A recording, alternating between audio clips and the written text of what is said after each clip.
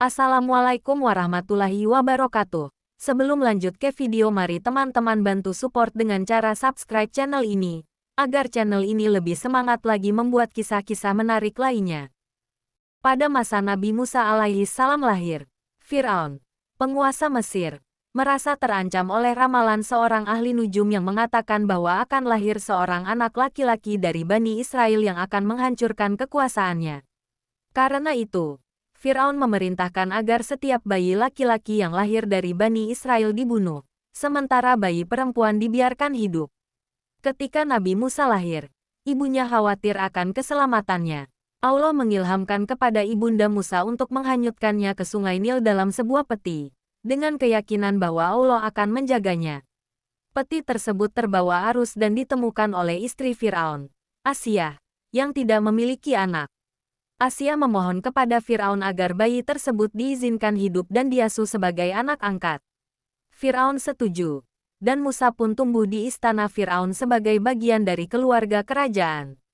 Namun, Nabi Musa menolak untuk menyusu dari wanita manapun hingga akhirnya Allah mengatur agar ia disusui oleh ibu kandungnya sendiri.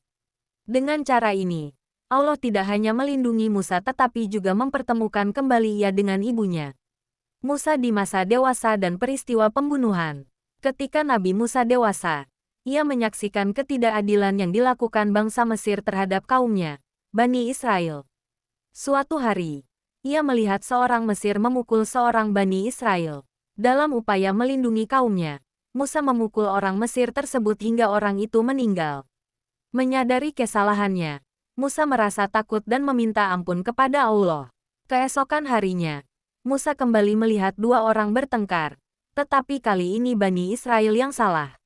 Namun, ketika Musa mencoba melerai, salah seorang dari mereka membocorkan bahwa Musa sebelumnya telah membunuh seorang Mesir. Berita ini sampai ke telinga Firaun, dan Musa menjadi buronan. Allah memerintahkan Musa untuk melarikan diri ke negeri Madian.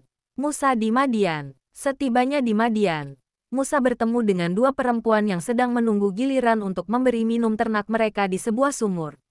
Karena iba, Musa membantu mereka. Ayah mereka, Nabi Syuaib, terkesan dengan kebaikan Musa dan mengundangnya ke rumahnya.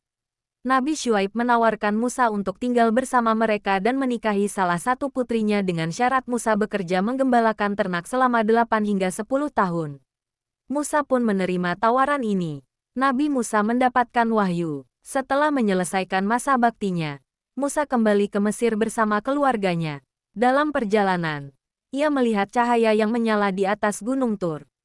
Ketika ia mendekati cahaya itu, Allah berbicara kepadanya melalui api dari pohon yang menyala, dan Musa menerima wahyu.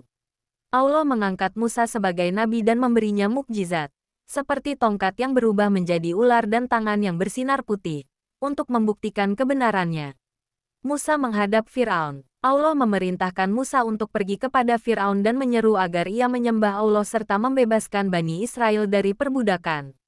Musa merasa ragu karena kelemahannya dalam berbicara, tetapi Allah menguatkannya dengan mengangkat saudaranya, Harun, sebagai nabi yang akan mendampinginya. Ketika Musa menunjukkan mukjizatnya di hadapan Firaun, Firaun menuduh Musa sebagai tukang sihir. Firaun mengumpulkan para penyihir terbaik di Mesir untuk melawan Musa. Namun, dengan izin Allah, tongkat Musa berubah menjadi ular besar yang menelan semua sihir mereka.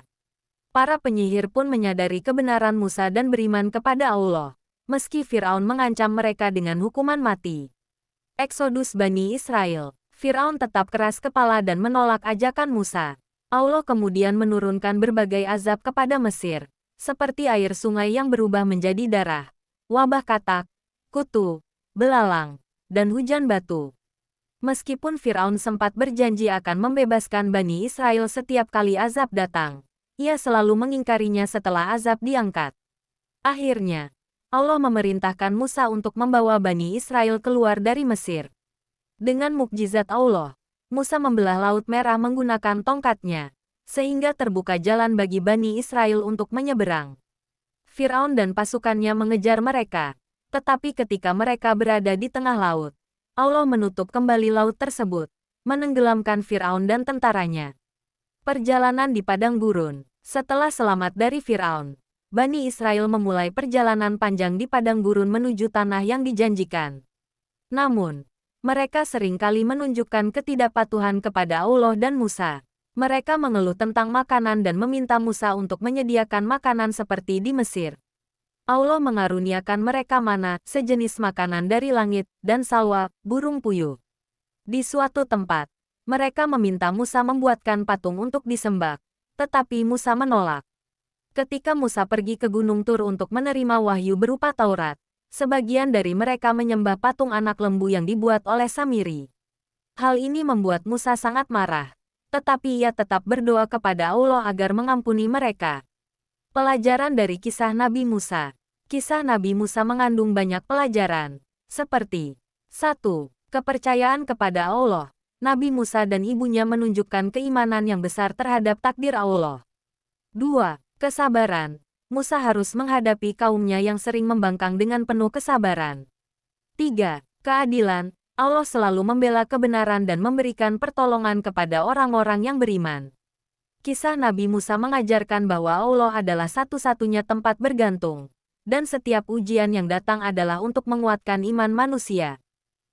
Terima kasih sudah menonton channel ini. Wassalamualaikum warahmatullahi wabarakatuh. Mohon